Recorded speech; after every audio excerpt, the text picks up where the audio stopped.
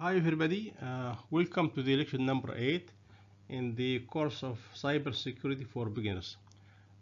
Today or in this lecture we're going to talk about the basic networking, and we talk only about three: IP addresses and DNS and ports.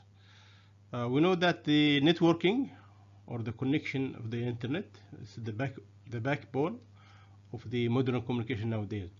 So to understand the cybersecurity, everybody should have the basic knowledge of these three parameters, including IP address or Internet Protocol address, DNS, domain name system, and the ports. These elements form the foundation of how the devices communicate to each other within the network. Let's define what is the IP address. An IP stands for Internet Protocol Address. It is a unique identifier assigned to each device in the network, enabling them or make them able to communicate each other or to the network through the network. And it functions like a home address in the digital world. Means that every device has an IP, like identity of the person, so allowing to send and receive information. This is the types of the IP address nowadays which is existing: the Internet Protocol version 4 and the Internet Protocol version 6. Currently we are using, or most of the internet using, the IP version 6, which replaced the IP version 4. The IP version 4 was have 4 sets of numbers separated by dots, like what's shown there, and it's limited to approximately 4.3 million, and this is why need to have extended, since the subscribers of the internet increasing day by day. So therefore the solution for that, they come up with the Internet Protocol number 6, which have 8 groups of hexadecimal numbers separated by colons. Yeah, for example, like 2400, 4 or each group, and so on. So of course, as I mentioned, it's replacing the IP4 due to the address extortion, and it's used for IP address. This is the types of IP address. Of course, we have public and private. We have static and dynamic, depend on the type of the IP. For example, like a public IP is globally unique and accessible for the world.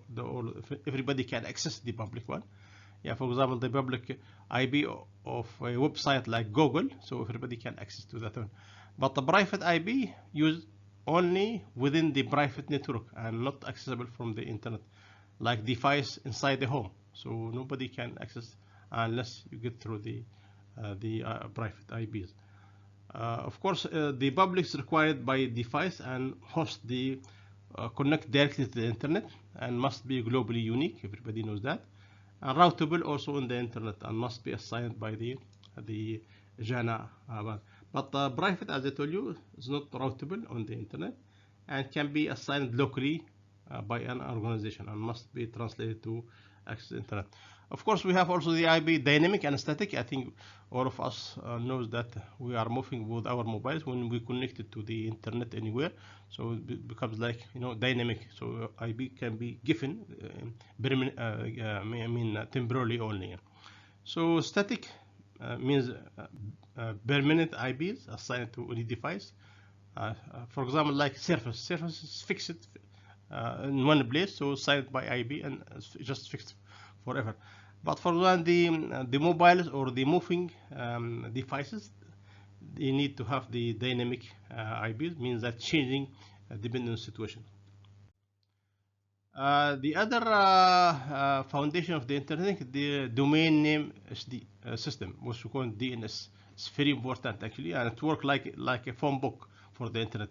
Means that translating the human readable domain names, like for example www.example.com or .google.com, into IP addresses, for example, numbers that computers can understand and can use and can identify. So for example, like a user, when we type www. for example, google.com into the browser, Then the browser will send DNS inquiry to the DNS server. Then the server will return back to the corresponding IP and give the address and then get the access. Otherwise, cannot be accessed. Of course, there are so many types of the DNS records, like a record maps means a record maps domain for IP version 4, and AAA records maps domain to the IP version 6, and mix or MX record direct email traffic to the internet. Just for example, here if you type www.google.com, the DNS resolves it to numbers like three or like 4 groups of 3. So without DNS means users cannot or would need to remember these numbers. So DNS like helping us translating what we write in character or alphabetic, translated directly to IP address. And of course, just listing few DNS records types like AAA, CNAME, MX, NS, and many others actually. The last parameter, the burst. So the burst is a virtual endpoint used by computers to distinguish different types of network traffic. While INIB identify a device, a port identify the specific process or service on the device. So they are working like helping each other. This is the common used ports like port 80 or port 443. So port 80 means that web traffic without encryption, without this. But if you see that HTTPS, that means with encryption. So this one without encryption. The port, for example, 443, secure web traffic. You got S here, and port 25, email sending, and port 21, file transfer. Again, here I'm listing some of the ports, but just a few only. Like for example, what here, 21, file transfer control, 22. Remote logic protocol, and so on, like port 80 HTTPS and so on. So how these ports work? For example, when visiting any website, like in computer, we send a request to the server IP address on the port 443. If we have, for example, HTTPS, which is secured place, so the server responds via the same port. Yeah, for example, here, if we browse, for example, HTTPS example.com, so the browser communicate with the web server on port 443, because we have HTTPS. And if you are downloading file transfer, for example, communicating might occur on port 21.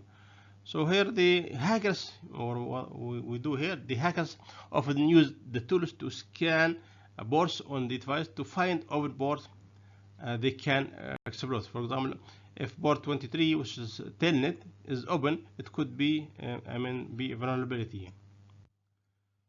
We come to the conclusion. Actually, understanding the basic of the networking, I mentioned only 3, actually essential or crucial for cybersecurity.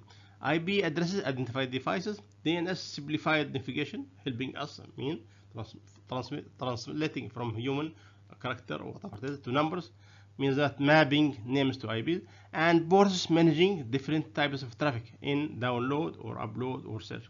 So each of these elements, they are essential, as I mentioned, for communication, can become a security vulnerability if not properly managed or taken care of.